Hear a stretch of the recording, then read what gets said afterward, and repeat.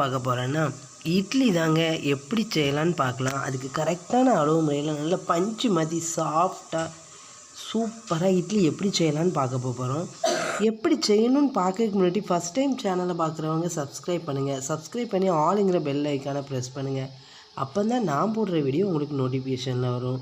Please நண்பர்களே, வீடியோவை skip பண்ணாமல் பாருங்கள். பிடிச்சிருந்தா அவங்க ஃப்ரெண்ட்ஸுக்கு நிறைய ஷேர் பண்ணி விடுங்க. மறக்காமல் சப்ஸ்கிரைப் பண்ணிவிட்டு பாருங்கள். வாங்க வீடியோக்குள்ளே போகலாம்.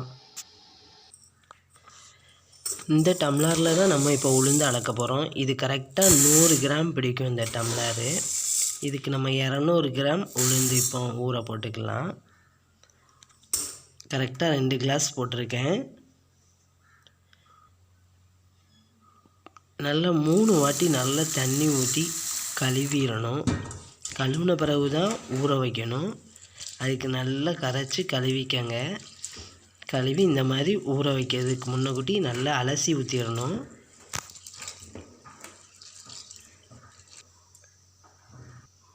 நல்லா அலசியாச்சு. இப்போ நம்ம தண்ணி ஊற்றி ஊற வச்சிடலாம்.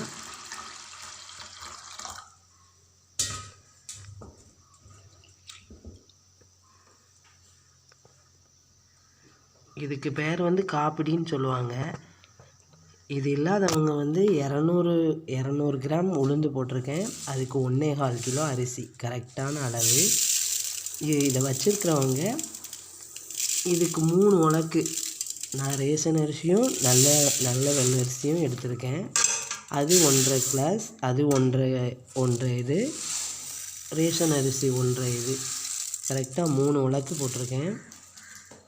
நல்ல அரிசி 1.5 கப்பு எடுத்து போட்டிருக்கேன். அரை இதுவும் 1 கப்பும் 1.5 கப் கரெக்டாக போட்டிருக்கேன்.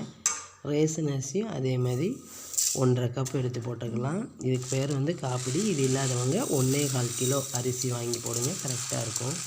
1.25 கிலோ அரிசிக்கு 200 கிராம் உளுந்து கரெக்டாக இருக்கும். நல்லா சாஃப்டாக பஞ்சு மாதிரி வரும் இட்லி. மெதுவாக சாஃப்டாக இருக்கும். இதையும் இப்போ நல்லா 3 வாட்டி நல்லா அலசிக்கலாம். அலசியாச்சு. இப்போ இதை ஊற வச்சுக்கலாம். இது நான் மத்தியானம் ஒரு 2 மணிக்கு ஊற வச்சுருந்தேன். நான் எப்போதும் சாயங்காலம் தான் அலசுவேன். நல்லா ஊறின பிறகு அரைச்சா தான் இட்லி நல்லாயிருக்கும். நல்லா ஊற வச்சுக்கலாம். இப்போ ஊறிடுச்சு. கிரைண்டரில் போட்டு அரைச்சிடலாம். ஃபஸ்ட்டு உளுந்தை போட்டு அரைச்சிக்கலாம்.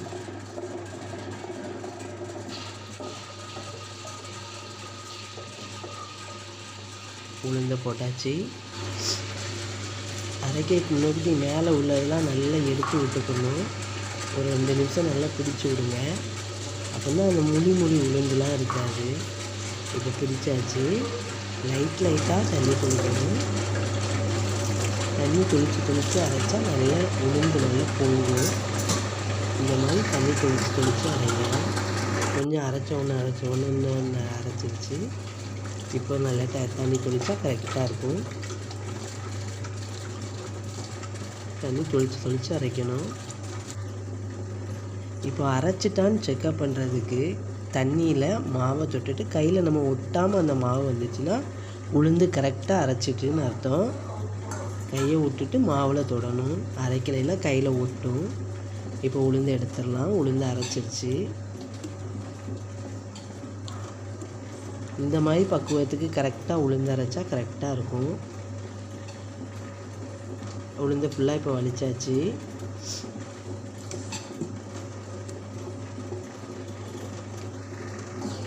இதே உரலில் நம்ம அரிசி ஊற வச்சதையும் போட்டுடலாம். கழுகலாம் வேண்டாம்.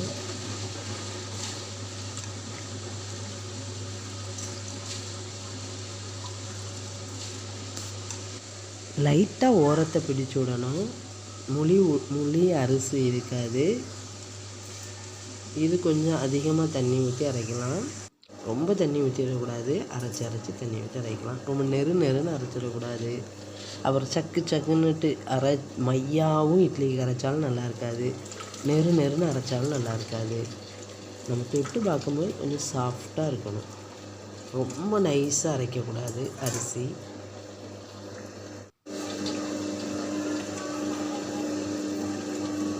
இந்த மாதிரி பக்குவம் இருக்கும்போது இப்போ வலிச்சிடலாம். இந்த மாதிரி இருக்கும்போது வலித்தா கரெக்டாக இருக்கும்.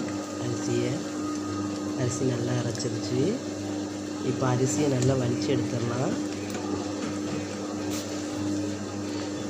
அரிசி வலிச்சாச்சு. ஒரு கைப்பிடி அளவுக்கு 1 கிலோ மாவுக்கு 1 கைப்பிடி அளவு உப்பு கரெக்டாக இருக்கும்.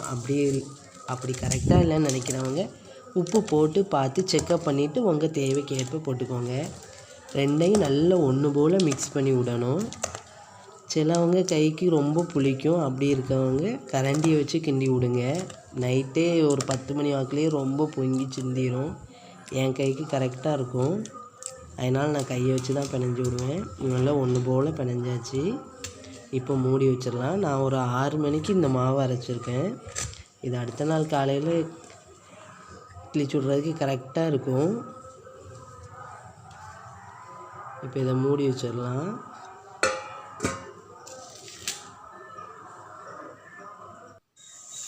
காலைல பார்த்தீங்கன்னா மாவு நல்லா பொங்கியிருக்கு. இப்போ நல்லா ஆப்பையை வச்சு நல்லா கிண்டி விட்டுக்கலாம். கிண்டும் போது கொஞ்சம் குறையும். நல்லா மிக்ஸ் பண்ணிக்கிட்டு அதுக்கப்புறம் நம்ம இட்லி சுட ஆரம்பிக்கலாம். நல்லா மிக்ஸ் பண்ணி விட்ருங்க ஆப்பையை வச்சு. இல்லை மேலே பொங்கி இருக்கும், கீழே அப்படியே இதாக இருக்கும். அதனால் ஒன்று போல் மிக்ஸ் பண்ணி விட்டுக்கணும். இட்லி சட்டியில் தண்ணியை வச்சு கொதிக்க வச்சுக்கலாம். தட்டில் துணியை போட்டு இட்லியை ஊற்றிக்கலாம். இப்போது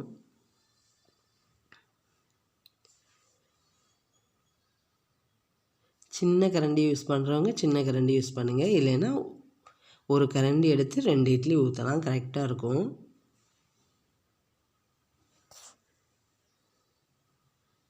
இப்போ இதை வச்சிடலாம். இதேமாதிரி அடுத்த தட்டையும் இப்போ ஊற்றிடலாம்.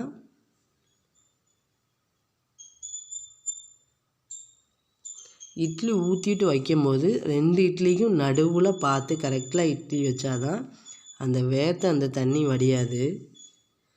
கரெக்டாக அந்த 2 இட்லிக்கும் நடுவில் இட்லி வைக்கணும். அடுத்த தட்டு வைக்கும்போது இந்த 2 இட்லிக்கும் நடுவில் வைக்கணும்.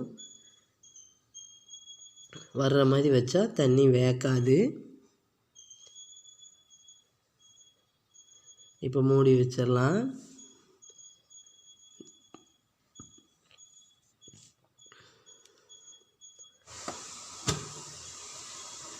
இட்லி நல்லா வெந்துட்டான்னு பார்க்குறதுக்கு லைட்டாக தண்ணியை தொட்டு முக்கி பார்க்கணும். கையில் ஒட்டிச்சுன்னா இட்லி வேகலைன்னு அர்த்தம். கையில் ஒட்டாமல் வந்துருச்சுன்னா இட்லி வெந்துருச்சுன்னு அர்த்தம். இட்லி வெந்துருச்சு. இப்போ இட்லி எடுத்துக்கலாம். சூப்பரான சாஃப்டான இட்லி ரெடி ஆயிடுச்சு.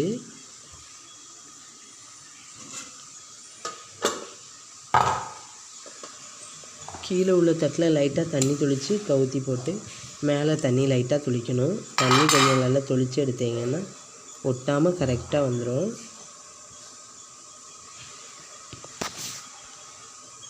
இந்த இட்லி எடுத்த மாதிரியே அடுத்த தட்டையும் அப்படியே எடுத்துடலாம்.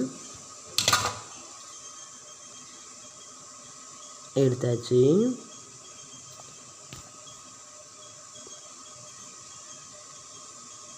இதே மாதிரி சாஃப்டாக இட்லி செய்யுங்க. இந்த அளவு முறையில் இட்லி செஞ்சிங்கன்னா நல்லா சாஃப்டாக சூப்பராக இட்லி ரெடியாக ஆயிரும். இந்த வீடியோ பிடிச்சிருந்துச்சுன்னா லைக் பண்ணுங்கள், ஷேர் பண்ணுங்கள், சப்ஸ்கிரைப் பண்ணுங்கள். மறக்காமல் பெல் ஐக்கானை ப்ரெஸ் பண்ணுங்கள். எப்படி இருக்குன்னு கமெண்ட் பண்ணுங்கள். பிடிச்சிருந்தா லைக் பண்ணுங்கள். நன்றி.